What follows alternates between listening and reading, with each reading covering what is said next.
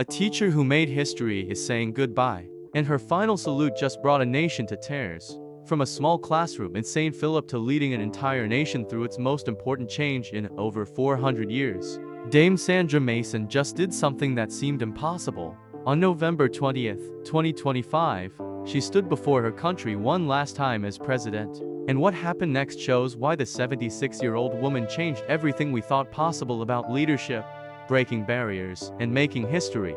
Her story is about to blow your mind because nobody expected this incredible journey, and the way it ended has people talking across the entire world right now. Picture this moment. The sun is shining bright over St. Anne's Fort in Barbados. Military officers stand perfectly straight in their uniforms. The police force, Coast Guard, and even young cadets are all lined up with precision you rarely see.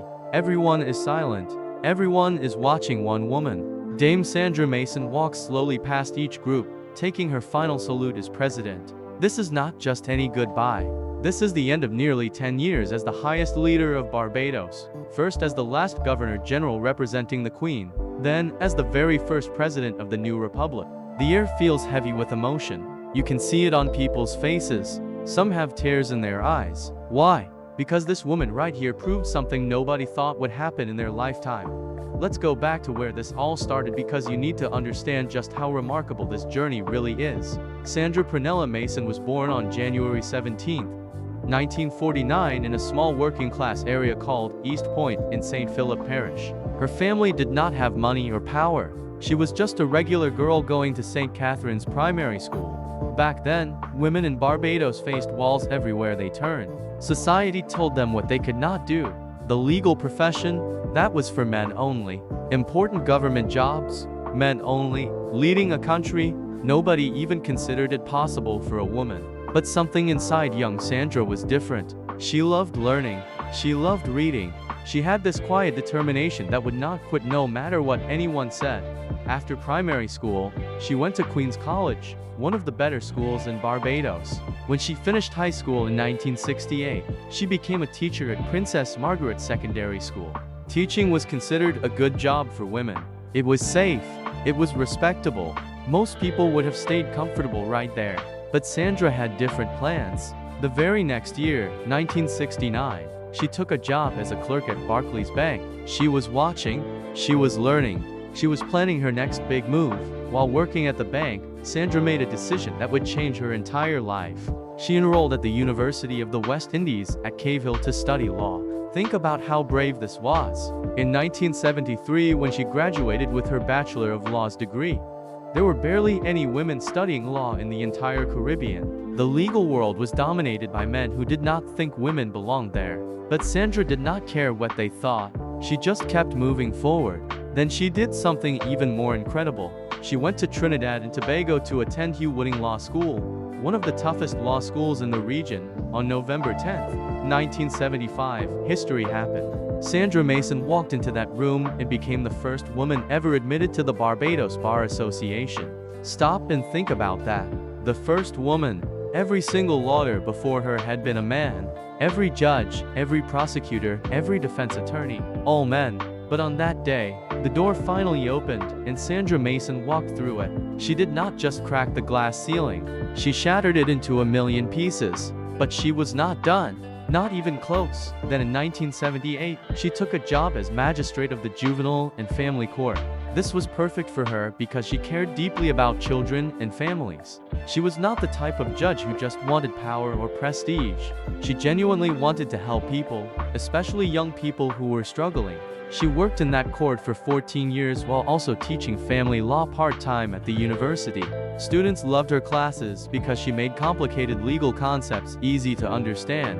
She had this gift for breaking things down so anyone could get it. The legal world noticed something special about Sandra Mason. She was not just good at her job. She was brilliant. She was fair. She was consistent. She treated everyone with respect whether they were rich or poor, powerful or powerless. In 1993, Sandra Mason was appointed as ambassador to Venezuela, Chile, Colombia, and Brazil. This was huge. The government was trusting her with international relations, with representing the country on the world stage. When she came back home in 1994, they made her chief magistrate. 3 years later in 1997, she became Registrar of the Supreme Court. The year 2005 brought another major milestone. Sandra was appointed as Queen's Counsel to the Inner Bar of Barbados. This is one of the highest honors a lawyer can receive. It means you are recognized as one of the absolute best legal minds in the country. Then in 2008, she was sworn in as an appeals judge. Once again, she made history because she became the first woman ever to serve on the Barbados Court of Appeals. Let that sink in. Every single appeals judge before her had been a man. The highest court in the land had never included a woman's voice in its decisions. Until Sandra Mason arrived, throughout all these years, Sandra served on the United Nations Committee on the Rights of the Child. She was not just breaking barriers in Barbados. She was making an impact globally. She traveled, she learned, she brought that knowledge back home. Loop News recognized her as one of the 10 most powerful women in Barbados. Power that she earned through decades of hard work, dedication, and refusing to accept limitations. Then came the appointment that would change everything. In 2017, the government announced that Sandra Mason would become the 8th Governor General of Barbados. The Governor General represents the British monarch as head of state. On January 8, 2018, she officially took office. At the same time, she received the title Dame Grand Cross in the Order of St. Michael and St. George. Now she was Dame Sandra Mason, representative of Queen Elizabeth II in Barbados. But something interesting was happening in Barbados during this time. People were talking, they were asking questions. Why does our head of state have to be the British Queen? Why do we still have this connection to our colonial past? Barbados gained independence from Britain back in 1966, but the Queen remained as the ceremonial head of state. By 2020, more and more Barbadians wanted complete independence. They wanted a Barbadian head of state. They wanted to be a republic. On September 15, 2020, Dame Sandra Mason stood before Parliament to deliver the annual throne speech. The words she spoke that day sent shockwaves across the Caribbean and around the world. She said the time had come to fully leave the colonial past behind. She said Barbadians wanted a Barbadian head of state. The plan was clear. Barbados would become a republic before November 30, 2021, the 55th anniversary of independence. The question everyone asked was simple. Who would become the first president? The answer came on October 20, 2021. Dame Sandra Mason was elected to become the first president of the Republic of Barbados. She received 2/3 of the votes in both the House of Assembly and the Senate with basically no objections. Everyone agreed. If anyone could guide the nation through this massive change, it was her. November 30, 2021 arrived. This was not just Independence Day. This was the day Barbados would become a republic for the first time in over 400 years. That night at midnight, a ceremony took place in Hero Square in Bridgetown. Thousands of people gathered. The mood was electric. History was being made in real time. Prince Charles attended representing the British royal family. Rihanna, the world-famous singer from Barbados, was there and was named a national hero. As the clock struck midnight, the royal standard flag representing Queen Elizabeth was ceremonially lowered for the final time. In its place, they raised the flag representing the new republic. At that exact moment, Dame Sandra Mason was sworn in as president. In her speech that night, President Mason spoke words that gave people chills. She said, "Vessel Republic Barbados has set sail on her maiden voyage." This was not just political talk. This was a woman who understood the weight of what was happening. She was the captain now, steering her nation into completely new waters. Everything about her leadership style was different. She did not want fancy ceremonies just for show. What she cared about was service. One of President Mason's favorite duties was visiting centenarians, people who had reached their 100th birthday. She would personally go to their homes or invite them to State House. She would sit with them. She would talk with them. She would listen to their stories. These were the people who built modern Barbados with their bare hands. Just days before her term ended, she hosted 24 centenarians at State House. She told reporters this was the part of her job she loved most. Sitting with those elders, hearing their wisdom, was more important to her than any state dinner or official ceremony. President Mason was also passionate about Caribbean unity. She believed strongly in regional integration, something like a Caribbean version of the European Union. She traveled the region. She built relationships. She represented Barbados with dignity everywhere she went. In 2022, she attended the state funeral of Queen Elizabeth II in London. The following year, she went to the coronation of King Charles III. Even though Barbados was no longer part of the monarchy, they remained in the Commonwealth, and President Mason maintained those international connections with grace throughout her four-year term. President Mason guided Barbados through challenging times. The world was still recovering from COVID-19. Climate change was creating stronger hurricanes and rising sea levels. Economic pressures were real, but she remained steady. She remained calm. She signed laws. She gave speeches. She met with foreign leaders. She supported the military and police. She encouraged young people. Most importantly, she showed the world that a Barbadian woman could lead a nation with strength, wisdom, and compassion. Her impact on women and girls cannot be overstated. Every young girl in Barbados could now look at President Mason and know that absolutely nothing was impossible.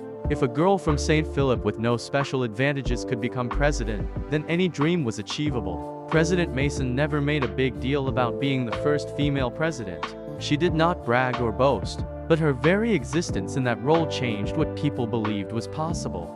She broke every single barrier that once existed. First woman admitted to the bar. First woman on the Supreme Court. First woman on the Court of Appeals. First woman president. Each achievement opened doors for the next generation.